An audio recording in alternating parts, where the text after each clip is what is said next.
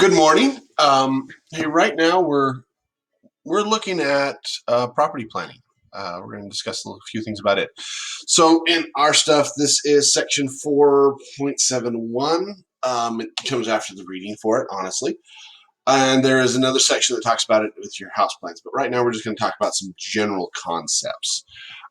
First off, let's talk about what is property. Property is created by surveying. And in the old days, this is what a survey crew looked like. At least in the Western United States, this is what a survey crew looked like. They used the tools you can see here, the transoms, levels.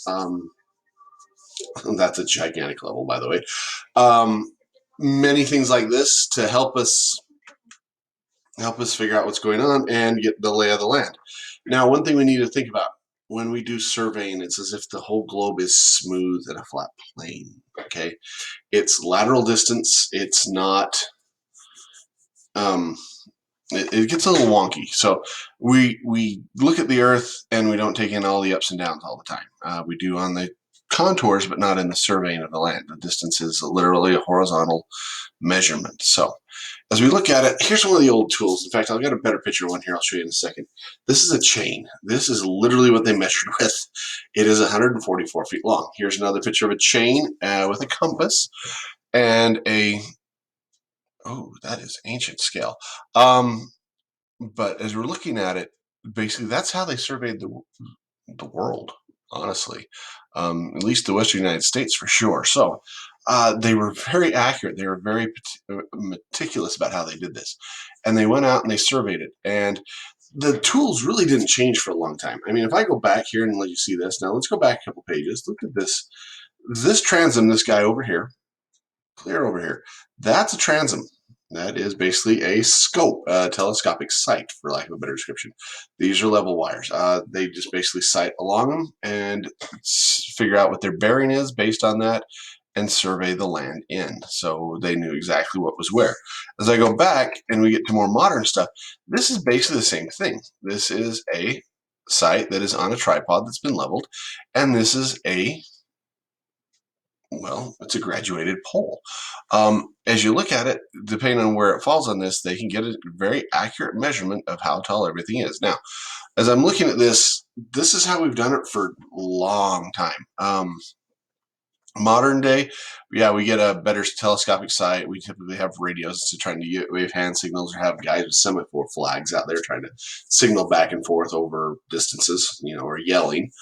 And honestly, that's how they used to have to do it. Modern systems are a little even better than that. They still use radios a lot, but this is a total station with a prism you can see these people using. Basically, you set up this total station, and notice it looks like it's a little wonky. It's actually perfectly level. There's some spirit levels based in this base, and they get it all nice and level, set up over, and you can usually see, I was looking to see if their plumb bob was hanging down.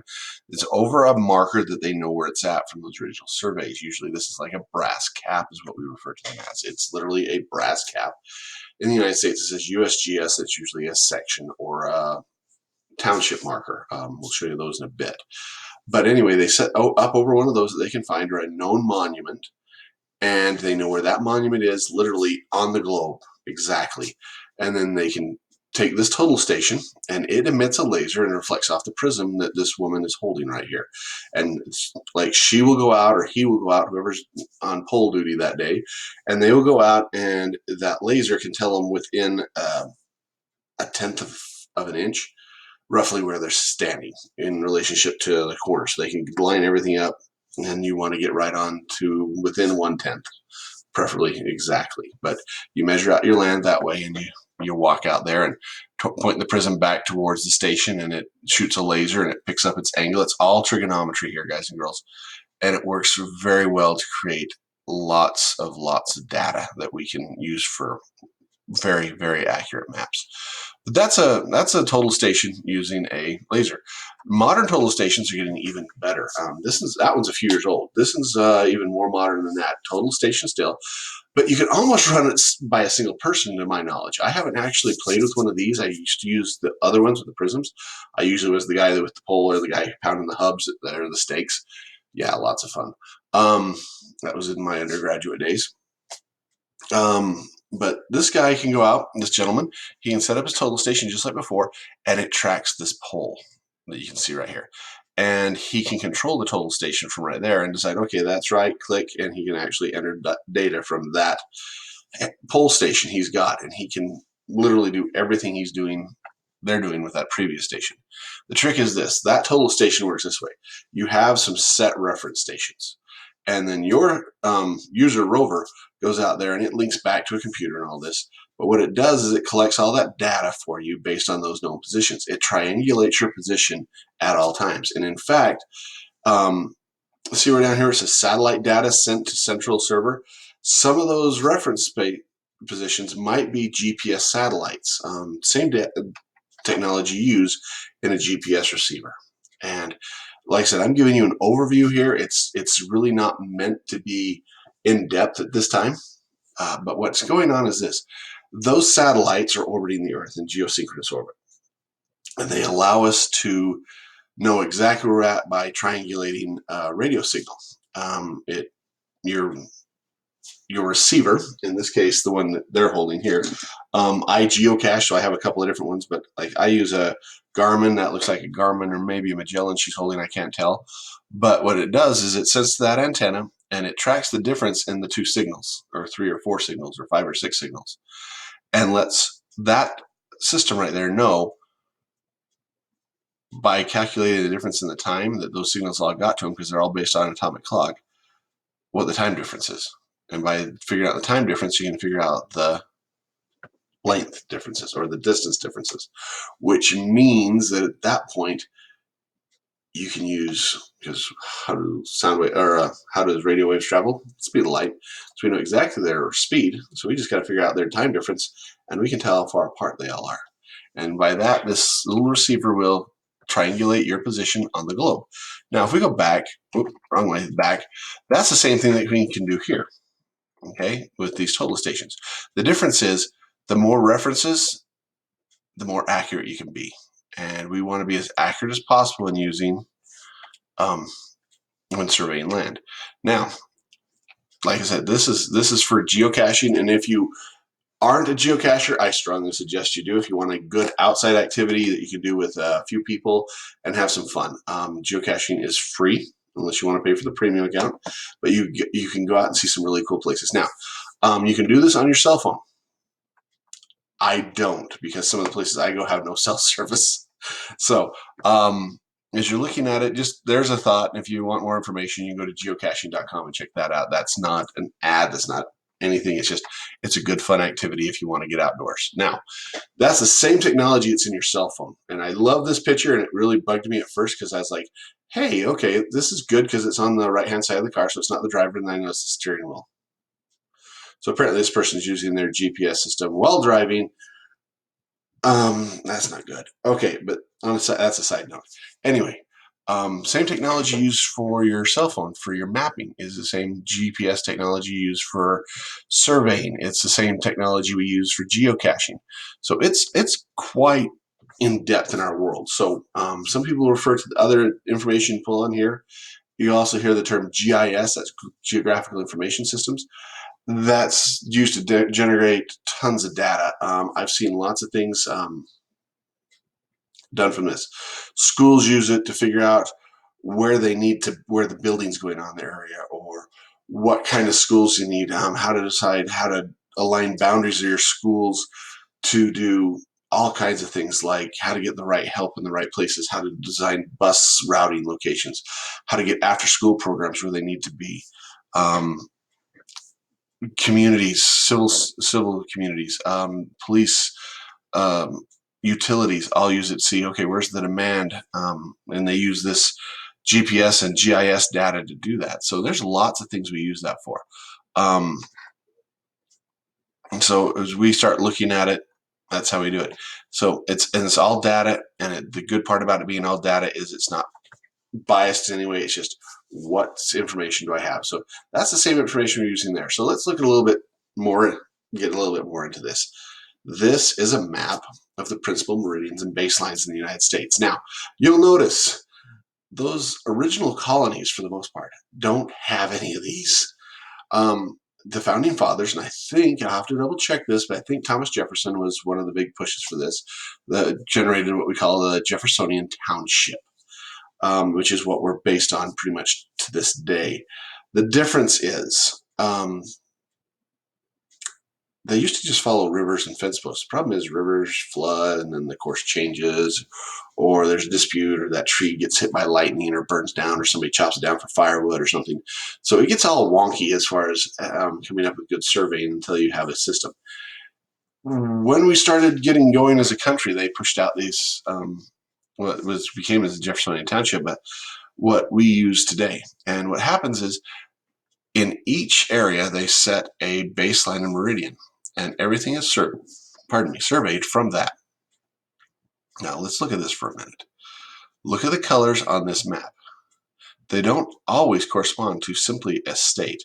Like Arizona has the Gila and Salt River, okay, baseline and meridian, and it pretty much is the only one used. Well, it pretty much is the only one used in Arizona itself, except for the Navajo reservation one up here in the corner. Okay, California actually has 3. Washington and Oregon share one. Idaho has its own. Montana has its own. Utah actually has 2. New Mexico has its own and shares part of its own with Colorado. Colorado has the Kansas one, which is a 6th principal meridian. Okay, but they also have their own one on the Ute reservation out there, and the Wind River out in Wyoming, it has its own. But Wyoming, Colorado, Kansas, Nebraska, I'll use, and part of South Dakota, I'll use the 6th prime. Look at the 5th prime. Arkansas, Missouri, Iowa, Minnesota, South Dakota, and North Dakota, all based off it. So these aren't always as simple as just, yeah, it's cut and dried. My personal favorite, Hawaii doesn't have one. It's not really my personal favorite, but I love. Check out Alaska.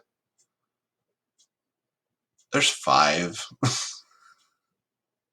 So I don't know which one's actually used. I have some friends in Alaska. I ought to ask them what they use up there for property descriptions, but they might not know. They live in Anchorage, and maybe if you're over in Fairbanks or who knows where, out in the Bering Straits or something, you'll have something different. So we'll have to find out. But what boils down to is those baselines and meridians divide the states, the lands, the chunks of land into townships. And like in ours, a township measures north and south. So like if I started here, I'd start moving townships south. Now, pay attention to the terms here. A township is a chunk of land that is 6 miles by 6 miles square, but it's also a distance of 6 miles. So a township counts north and south from the baseline, and the meridians, okay, count east and west, and they're measured in ranges that are also 6 miles because they're a township wide. So like we use the Utah baseline and meridian, Salt Lake baseline meridian. That spot right there is in the center of State Street and South Temple in Salt Lake City, Utah. I'm not actually sure where this one's at. I need to go out to California and check out this, and I think that one, well, I've been to the Bay Area enough times. I have to figure out where that one's at. But, you know, check some of these out and see where they're at. And there's always a cap there, and there's survey markers. Now, you'll find the markers all over the country. And what I should have done is gone looking for a brass cap to show you. I have some that I've gathered up as they're like, well, you'll see them out every once in a while. They're set by the U.S. Geological Survey, and they're literally a cap, a metal cap, driven into the ground on a big stake, and quite often they're concreted in, and they are measured in and done exactly so they sit right in the all over the country. Now, here's what I was talking about: congressional township. Okay, here's how this works. So a township counts. So this is a meridian. This is a baseline. Okay, meridians count townships south or north. Okay, and well, and then you got your baselines, and they measure, and you can measure east and west from there. So like this township right here is township 2 south, range 3 west. So it's 1 2 1 2 3. Got it? It's just a grid system. It's cake. Inside each of these townships are 36 sections. Each section is 640 acres, and they count. This always bugs me, but they count starting at the top right corner, and they zigzag across. Okay. And these all line up, and then these are all broken down into quarters and halves and things. Like, I love this. Like, look at this thing. So this is the west half of the southeast quarter of the southeast quarter of section 14. And that would be township 2 south, range 3 west. Okay, and that's what the legal descriptions will come up with. So as you're working your way through these, it gets really wonky, but it gets really specific. And if you once you understand it, it works really well. So I'm going to go out here and look at a couple things here. So surveying units. We start with compasses. Surveying units measure in bearings. Okay, and it's not what most people think. Like, this is a normal compass people think of. So we got north, north by east, north by northeast, northeast by north. Okay, and no, we don't ever do that. We use degrees. But the weird part is north and south are our cardinal directions, and east or west are our secondaries. So in other words, if I say I'm going north 45 degrees east, that means I'm going 45 degrees and then going towards the east side 45 degrees, which is literally what we know as northeast. If I say I'm going south, and I say I'm going south, say 75 degrees east, so I come to the south and I count off 75 degrees. Well, in this case, that's going to put me right about, let's see,